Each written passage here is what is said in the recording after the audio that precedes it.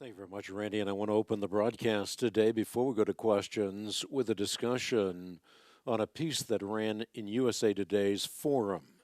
It's titled Hypocrisy and Gay Marriage.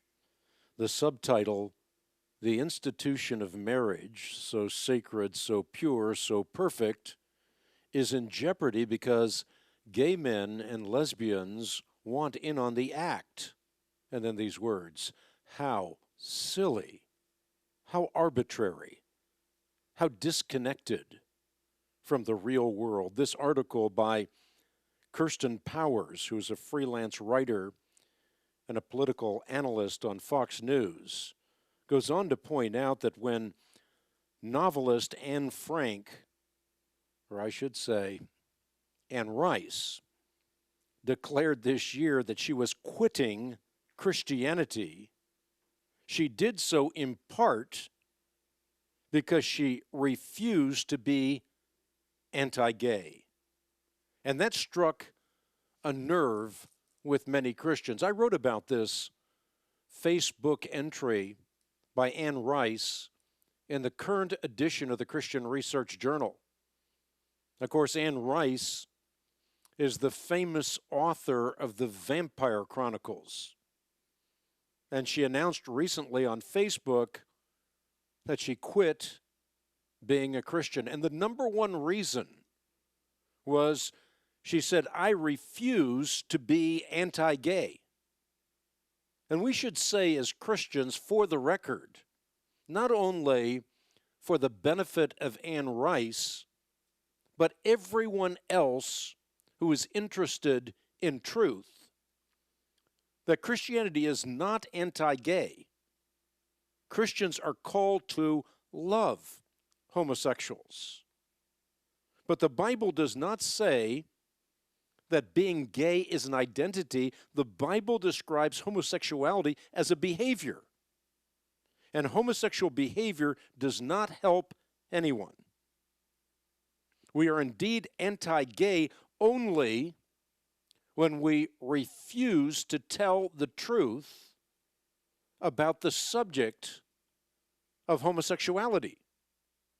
Of course, Rice also, and I talk about it in the article in the current edition of the Christian Research Journal, says, I refuse to be anti-feminist, as though to be Christian means to be anti-feminist.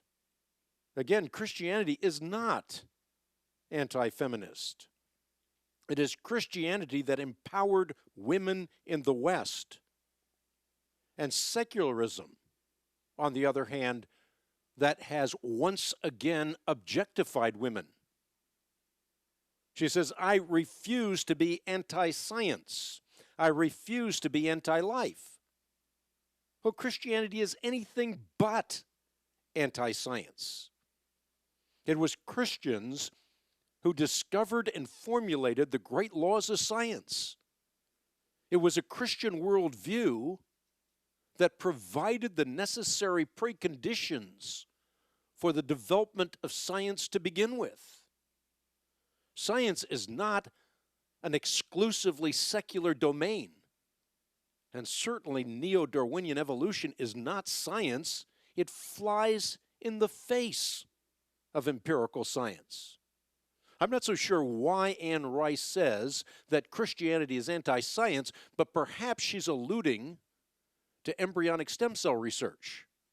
If that's the case, she needs to recognize that science has demonstrated that a fertilized human egg is not simply an it. A fertilized human egg is a human being. 19th century science was what considered this young life little more than a blob of gelatin, but not so in an age of scientific enlightenment. Although an embryo does not have fully developed personality, he or she is fully a person, and that's science. To say otherwise is not only anti-science, it is anti-life. But back to the article in the forum. According to Kirsten Powers, if you say that you do not believe in homosexuality, you're exhibiting something. And what you are exhibiting is anti-gay bigotry.